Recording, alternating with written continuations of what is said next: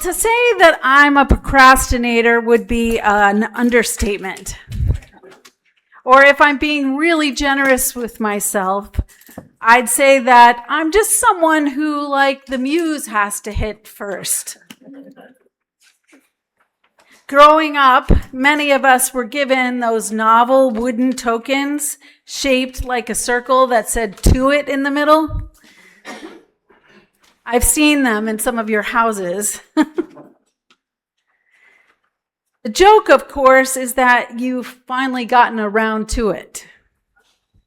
We laugh at the clever wordplay, but behind it lies a deeper human truth.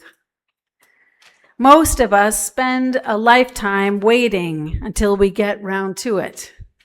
The mythical moment when conditions are perfect, our energy is high, we finished our to-do list, and the giant stack of pending items has suddenly vanished.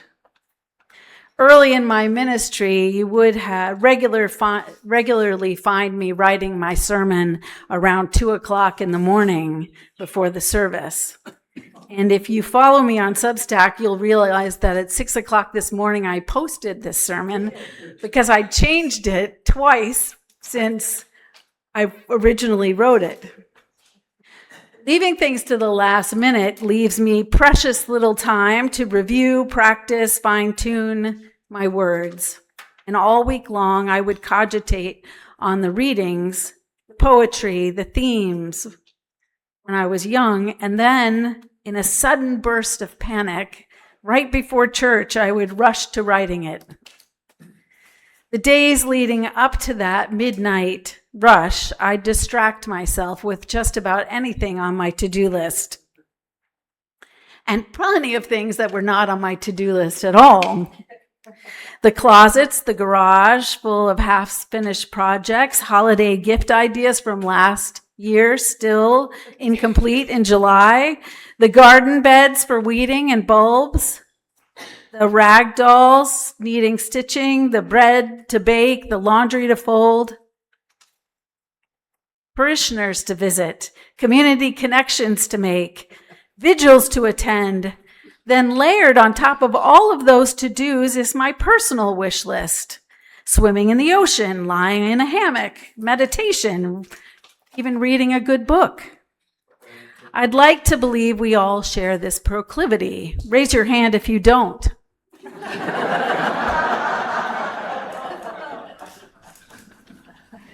Do you carry a quiet shame about your neglected stacks?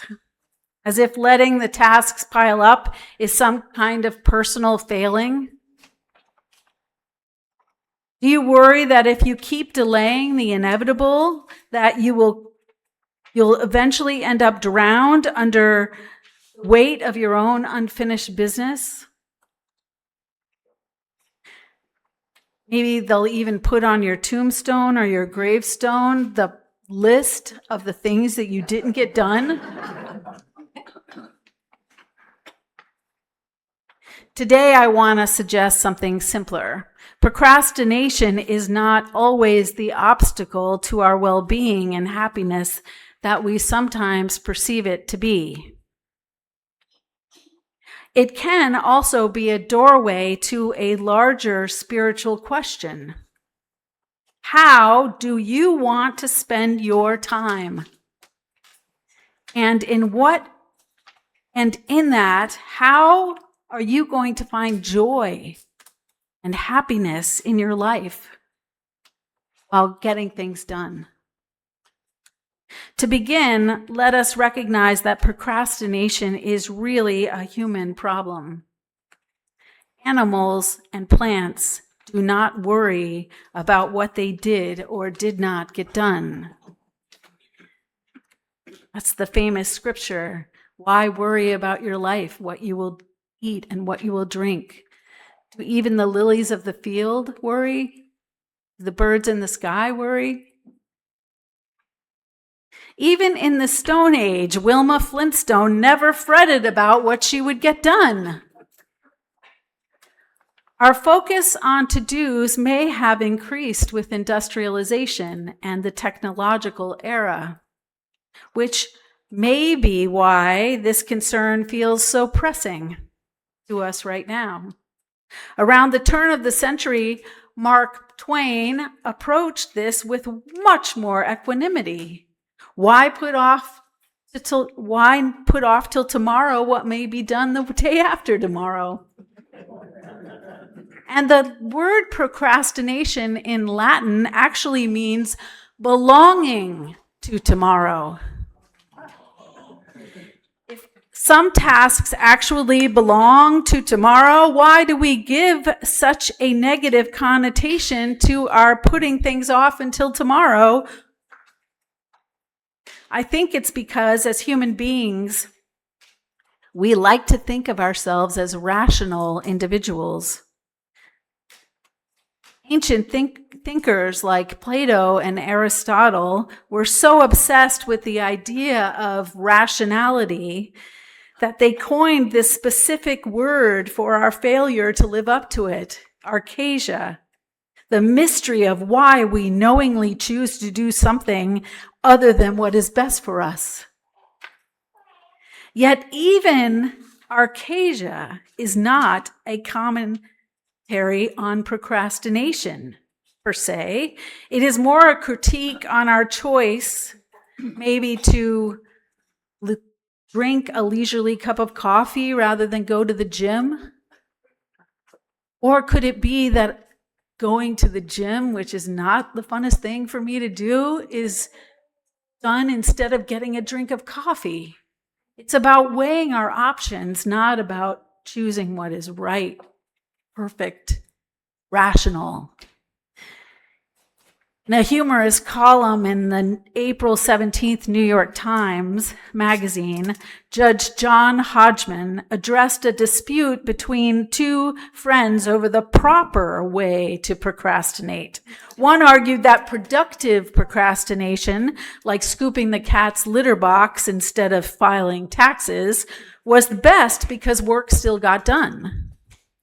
The other argued that doing something genuinely fun was superior because avoiding work only leads to more work. Hodgman observed that while doing minor chores feels virtuous, it often just exchanges one stressor for another.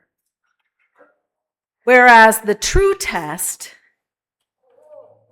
true rest, meditation, or brief restorative pause is what actually lightens our spirits. Recent psychological research published just this Thursday in the New York Times health section, sent to me by Nancy, echoes this insight. Procrastination isn't a flaw in our time management or a character flaw of laziness. It is primarily an act of emotional regulation. We avoid tasks not because we are incompetent, but because they evoke anxiety in us, self-doubt or vulnerability, or fear of failure. We put off something. We are simply trying to manage our moods in the short term. And that's a good thing. For centuries, the idealized picture of the perfectly logical human has caused a great deal of needless anxiety. When we fall short of it, we feel less than peaceful. When we tend to imagine our timing as a rigid choice between a lazy delay on the one end and ideal efficiency on the other. But what if putting things off isn't a deficit, but sometimes a form of pragmatic decision-making or emotional processing? Procrastination can help us complete meaningful work in other ways that might lead us in unexpected directions. When we avoid a daunting task, we don't just sit idle. We clean the kitchen, answer backlogged emails, Organize a bookshelf or arrange files. In other words, we get a staggering number of things done simply by deferring primary tasks. What looks like mere dawdling can actually be a form of wise discernment, a sweet spot between total avoidance and a frantic rush. While speed has its virtues, you have to remember that haste does make waste.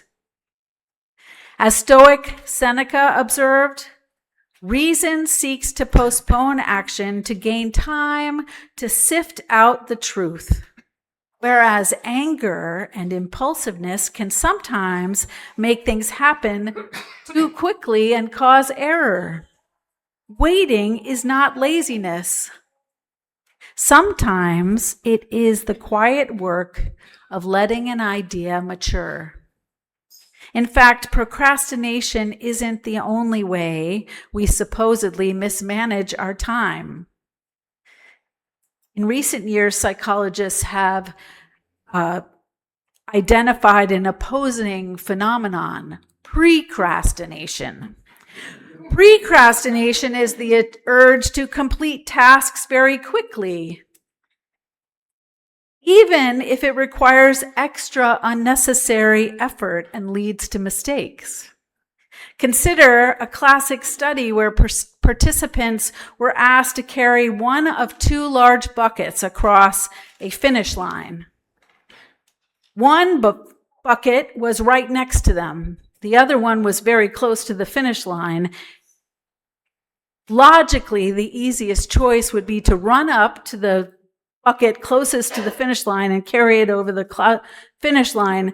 But that is not what happened. Every single participant chose the bucket next to them and carried it all the way down to across the finish line. Why? Because their brains were so desperate to check off the internal prompt to pick up a bucket and carry it across the line that they chose the extra effort. Clear off the list immediately. We see procrastination in our lives every day. In the kitchen, unloading the dishwasher at breakneck speed, tossing utensils willy-nilly into the drawers creates a tangled mess we have to clean up and spend up almost 10 times more time cleaning up and sorting out later on. In the closet, rushing to put away the laundry in our drawers. Just to get them out of sight, we sometimes have to spend time later organizing and putting them back. At dinner time, if you rush in to make dinner and you haven't thought anything out or thought about the ingredients, you make crazy things like stir fry with sausage and potatoes. Both procrastinators and precrastinators arrive at the same destination. We create an extra workload for ourselves through deferred or rushed work. We create unnecessary obstacles that heighten our anxiety. While you won't find explicit chapters on procrastination or precrastination in ancient scriptures, how we handle our time is fundamentally a spiritual issue. At its core, the struggle for time is about how we order our right now, or I'll do it later. It is a dance that can leave the human spirit feeling scattered and anxious and searching for ground, which is why it is important to embrace discernment and self-compassion. To find peace, we must learn to recognize the underlying energy behind our timing. Reactive speed is driven by anxiety to clear the task off our mental plate. Avoidance delay is driven by our fear of starting or the discomfort of the task ahead. Wise timing, by contrast, pauses to allow us time. It offers us grace to our anxious emotions and helps us to act with intentional peace. While I would like to think my sermons were pretty good in my previous ministries, I know that changing when I write the first draft and the amount of time I take to revise them have helped both my writing and my presentation. When we replace guilt with discernment, our timing becomes a meaningful spiritual practice. Modern behavioral experts suggest that when a task feels overwhelming, the remedy is not self-chastisement. It's breaking the task into 5-minute micro steps to lower the emotional threshold. Similarly, taking a pause when you're feeling heated or frustrated with someone or something, choosing to wait until you're calm may look like procrastination, but in reality, it's a healthy, loving decision that yields a far more graceful outcome. Or if you choose to park far away from the store at the grocery store, even if there's no cars in between you, so that you can get some extra steps on your way to the store, that might look like procrastination, but it's actually a choice for your health. Even if you leave the dishes until morning, when you have more energy to deal with them, or it might be more fun, you may be creating a necessary delay that will help you do it better. So remember, every delay can make a task more manageable or fun, or give you more time to complete it. And discernment enables us to recognize whether our delay or rush to complete is nourishing us or feeding our anxiety. Pacing tasks throughout the week and treating your body's need for rest and for food and for water and for reflection and for fun won't instantly grant you enlightenment. But releasing the rigid ideal of the perfect, rational human and accepting that you'll always have a stack of things you haven't gotten to yet will give you room to breathe. You don't need to hold out for the magical round to it token to give yourself permission to be a perfectly imperfect human being. I suggest that give yourself more breathing room. Make breathing, in fact, the first step on your to-do-it list.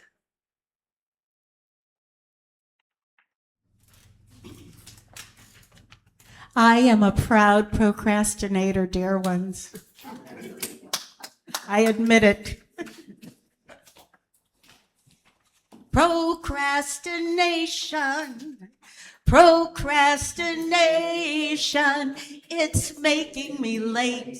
It's taking me straight to the fate of words I love. And so, because people come up to me sometimes after the service and ask what my MO is for writing poems, this poem comes at the intersection of how to write poetry and how to procrastinate the right way. It's called Poetic Procrastination. Words will incubate in my hand that holds the pen, which skates across the open spiral notebook page. First, a poetic procrastinator may commit to a small task and follow through. The title is actually a small poem leading into the first line, which should entice the readers with curiosity and move them to read on. Then, check your surroundings. To coddle my failing eyes, I sit under a bright, happy light. in a comforting chair by the glass sliders, reveling in the calm of trees as they breathe together and share their oxygen with me. Birds and squirrels do their best to distract. If I'm writing about birds and squirrels, I give them my unconditional attention. Otherwise, I'm happy for their company. Then, Swiss cheese it.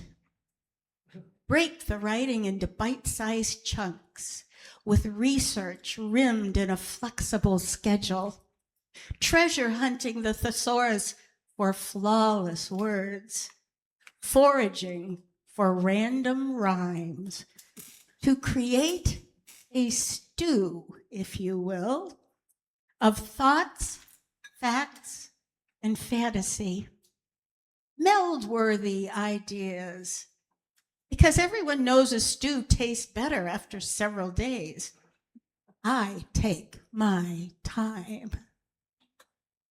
When the wordage on the page is as dense as a cassoulet, I sit at the computer, combine the ingredients into a hangs-together hold, and throughout this stop and start journey, I am mindful of the dear ones for whom I write.